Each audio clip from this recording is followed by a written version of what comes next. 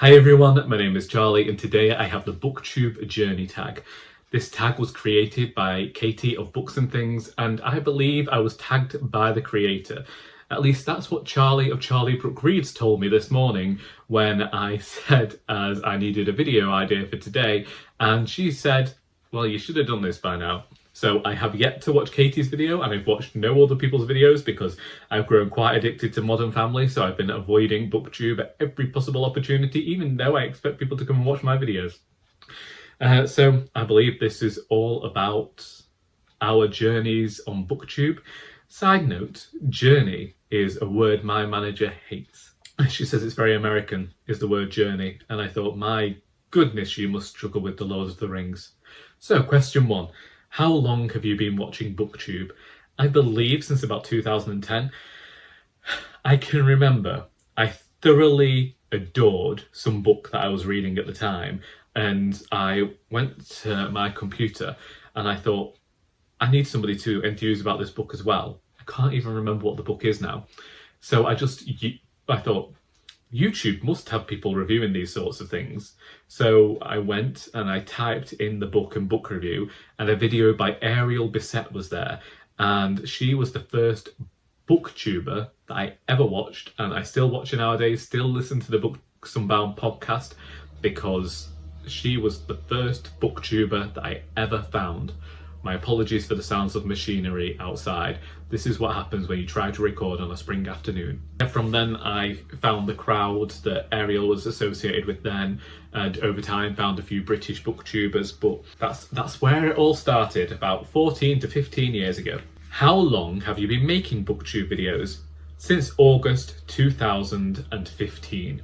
What made you start making videos? Quite honestly, it was something I'd wanted to do for a very long time. I had a blog in which I reviewed the books I was reading, and that's where I talked about my writing as well, but I wanted to be recording videos. However, I didn't do it because of being a rather overweight person, and I felt like I was too fat for Booktube. And then I chose to release Our Doris.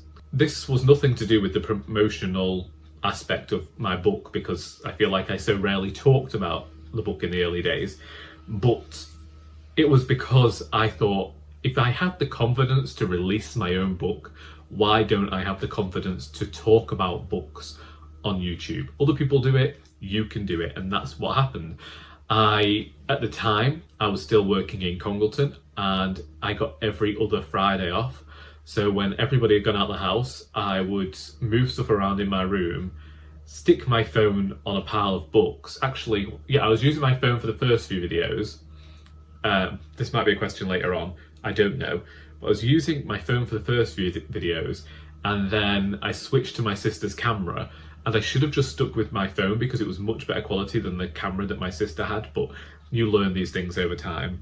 And then I was made redundant. My grandmother was diagnosed with cancer, and I ended up giving up writing, which saw me also disappear from the internet as I fell into the period of unfathomable sadness within my first year of appearing on Booktube, and disappeared for quite a few months because I wasn't reading anything. I didn't come back until April 2016, and honestly, I still follow that same pattern of whenever I feel somewhat overwhelmed, I just disappear from the universe entirely until I've recalibrated, and then I return. Are there any people who have played a significant role in your Booktube journey?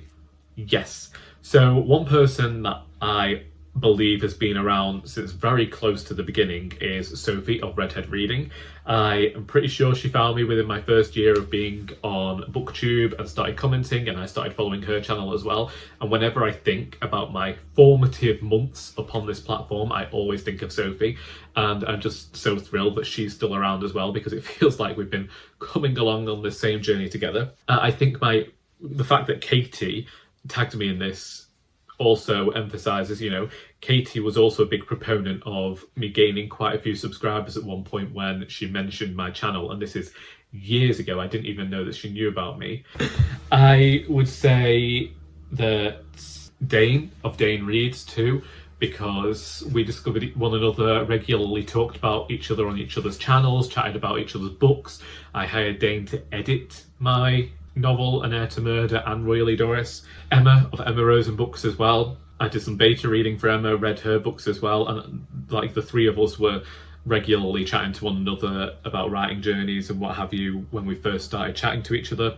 Can't get by without mentioning Charlie of Charlie Brooke Reads, which is, you know, Charlie and Charlie were like, you know, we joke with each other all the time about Marley and Marley, the song from A Muppet's Christmas Carol, but Charlie started on Booktube, I believe, in 2018, and then kind of disappeared for a bit, and then we started chatting properly in lockdown of 2020, and now I'd say that there isn't a day goes by that we don't speak to each other. I think the longest we've ever gone without speaking to each other is probably 3 days, and that's just because Charlie was taking a digital detox and disappeared for a weekend. And then obviously Emily of Novel Novels. There's quite a lot of people actually who have been very significant, and I think, oh gosh, and Kate Howe as well. I can't forget Kate. In fact, Kate was one of the first people I was thinking of when I was writing this question down, because Kate usually does something collaborative for Booktober, and she invited me along when she first started doing this, and then yeah, there's just so many good people around here, and I feel like there's a lot of people who have uplifted me, and I've not offered the same sort of gratitude back, because that's just who I am. I take, I don't give, but what can you do? I have always been a grumpy, selfish northerner, and anybody who comes along and offers any sort of help at all, well, God, honestly, I don't know why. What kind of books do you like to read? I will still read everything bar young adult literature, and this is not because I have something against young adult literature. The next question here is, how has that changed since you started Booktube? So I'll just go with that as well. So when I started on Booktube, I was moving away from reading young adult literature and reading more adult literature, adult fantasy, and that sort of thing. And I chose to stop reading young adult literature simply because I had outgrown that sort of fiction. And if I continued to talk about it, I was only going to denigrate it on this platform. And it doesn't deserve that, because young adult literature is for a specific type of person. It's for a specific age range. And I don't have anything against young adult literature or adults reading that, reading stuff from books that are targeted towards that age range. If that works for you, that is fantastic. But unfortunately, it just stopped working for me around the same time as I was starting this channel. Something else that has changed is that most of my reading nowadays isn't based upon recommendations from Booktube. This is because a lot of the time I was reading books that people were reviewing on here and I wasn't enjoying them, or because I felt as though there was a moment when I realised that my habits for reading had changed, and I was reading books because they were popular on YouTube. 2017 was filled with me buying new books that were recommended on Booktube. I hemorrhaged money. I am so ashamed of that year, because I was doing so much overtime that year, and I just frittered away all the money I made from that on books and theatre trips and a holiday. I ended up not being able to buy books for a while because I had no money and I had to buy a new computer. From there, I realised, well, I can get books out of the library, or I can get them from the charity shop, or I can borrow them from friends. And this has continued until the point at the end of last year where I decided that I wasn't going to buy any books this year until I'd read the ones from my shelves. A change also came because when I was younger, if I enjoyed an author, I would read all of their books and then move on to the next one. And I like reading like that. I did it last year with Kate Atkinson. Many years ago when I first discovered Joanne Harris, I did it with her. And this year I'm doing it with Elizabeth Taylor, and my next plan is to do that with Barbara Pym. I just really enjoy just consuming an author's work like that. And so that is something that's changed as well. I read a lot more backlisted titles now. I read not necessarily by whim, but if I feel a certain type of way and only a certain type of book will fix that, then I'll try and find that book. So yeah, I'd say that The biggest change has been that Booktube has less of an influence on my reading than it used to. What kind of videos do you most like to make? I really do enjoy making my reading vlogs. I like just being able to ramble and sit down in front of a camera without necessarily having any sort of purpose other than to talk about the book that I'm currently reading. And then the next question here is, how has that changed since you started on Booktube? Do you think your video making style has changed over time? Yes, because I'm no longer as nervous as I was when I first started.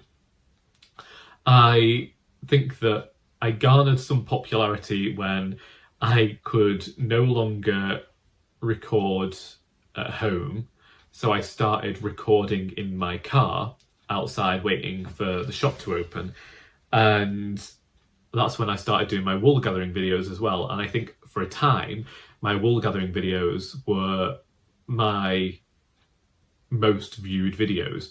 Don't know why, can't explain it, but I would do those every fortnight, and when I first started, and I always wanted to include more content in there, you know, more bookish content in there.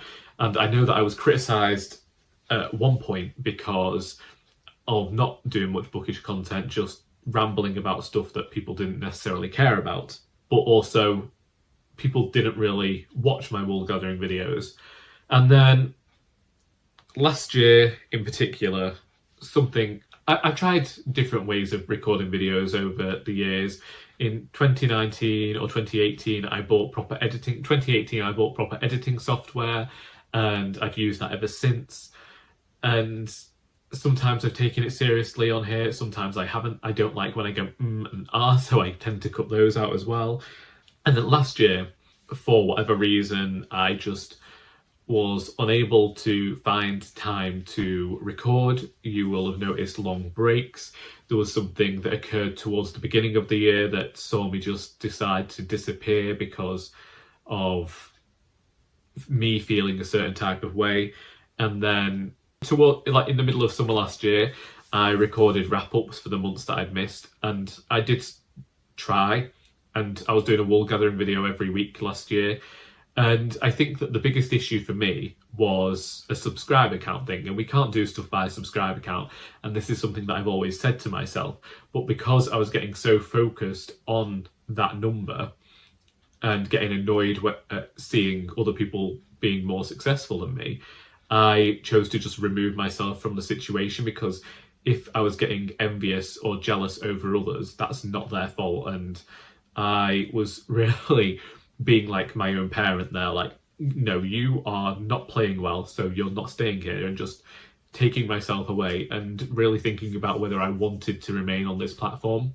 At the end of 2023, start of 2024, something just clicked, and I decided that I was going to put out 3 videos a week. It's a schedule. I've stuck to it, of recording every Wednesday and putting out a video, a review on a Wednesday, a general bookish video on a Friday, and then a vlog on a Sunday. And it's a regularity that I enjoy. I work best with routine, I found, and I have enjoyed making videos that way. And whilst the number of subscribers tends to remain the same, and I don't think I'm ever going to see great things, I just don't think I have that personality. I'm enjoying what I'm putting out there, is what I'm going to say. Do you script or edit your videos, and has that changed over time? I don't script my videos. I tried once way back in the beginning of this channel. I don't know whether the video still exists, but you could see me looking on the floor where I had the script to see if I was sticking to it. And yes, I edit my videos. It's something that I've tried to do whenever there were a few unedited videos towards the end of 2017 and the beginning of 2018 when I didn't have a computer, so I couldn't edit my videos. So there's a lot of videos unedited there. There's even one where I sneezed and blew my nose on camera, and I'm still not proud of that one. What's the most viewed video on your channel? That's one I put out earlier this year, which was Please Do Not Read These Books. And it was a list of my favourite books and was a reaction to something somebody had said to me. And what's your favourite video you've ever made? I might stick with that one. I just feel like there was just something so switched on about me with that video. I don't know what it was. I don't know where that energy came from for that video. It was actually It was like Charlie was experiencing actual human emotion in that video, and I think that that's what people perhaps connected with and why it was so viewed. It's one where I look at it and I think, yes, you did a good job. That's what a booktube is supposed to be right there. You've never had it before, you'll never have it again, but for that one video, we did okay. Do you have a favourite book you read because of Booktube? Yes, and once again this was down to Katie, and that is The 13th Tale by Diane Setterfield. We regularly got this book in the charity shop and I had no idea what it was about, and the cover had always put me off reading it. And then Katie mentioned it on her channel, and this was prior to her doing the read along, I think, and we got a copy in the shop. It was a Friday, I was on the till, and so I just wandered over because it was a quiet moment, and I picked it up, and I'd read quite a few pages on the till, which you're not really supposed to do, so don't tell anybody. Then I went home and I read a lot of it, and then on the Saturday night I finished it. That book was everything that I liked. Do you have a favourite Booktube experience to tell us about? I could talk about how I've enjoyed doing the videos with Charlie over the years, or how I enjoyed meeting Charlie in Crewe that time. Or there was the time that I met Sarah of Hardcover Hearts and Leo of Leo's Little Book Life in Manchester. That, I think, is one of those opportunities that I never thought would happen, and I'm so thrilled that it did. I'm still very apologetic to Sarah and Leo for just like jumping on their first ever meeting together and being like the little third wheel there, like the little parasitic little person who appeared from Macclesfield to just come and launch himself at you for an afternoon, but I enjoyed myself. What does your book collection look like? It is currently a mess, is the best way to describe it. As I try and read all the books from my shelf, all of my shelves are in disarray, everything's a mess. I still have books piled up. There are shelves that have nothing on the back row but stuff at the front. Hopefully once I've read everything and collated everything and got rid of the stuff that I never want to read again, then I can make a start on having it look like a nice collection. The only thing that looks nice at the moment is my bookcase that's full of the Anthony Trollope Folio Society editions, because they all fit on one bookcase, and that's that. What advice would you give to new people starting a booktube channel? I say don't worry about giving off a nervous energy or being shy in your first video. If you record something and you think that it doesn't look a certain type of way, don't get rid of that. Just start, basically. If you want to do it, do it. And a piece of advice that somebody gave me about writing years ago was be passionate about shit that gives you passion. So if you really want to do booktube, don't do booktube trying to be somebody else or somebody you enjoy to watch. Do booktube on your terms, how you like, and with what you want to see. That's really about it, really. Just enjoy yourself, have fun with it, try not to worry about the numbers, and stay calm, chat to people, enjoy yourself, and don't think that it's bigger than it is. We're talking about books on the internet. And then the next one is to tag some people. So I have chosen to tag a few of the usual suspects and then 2 others, because when I went through Katie's video, she'd actually tagged a lot of the people I would have tagged anyway. So we have Sophie of Redhead Reading, Dane of Dane Reads, Emma of Emma Rose and Books, Sunyema of Modern Ajuma, and Aaron of Aaron Facer. There are 5 people I believe should do the Booktube Journey Tag, just because, well, they're amazing people. That's me. That video went on a lot longer than I expected it to, and I hope you don't mind that too much. If you would like to talk about anything that I've talked about here, then please feel free to do so in the comments. I hope that you have enjoyed this video, because until next time, that is all.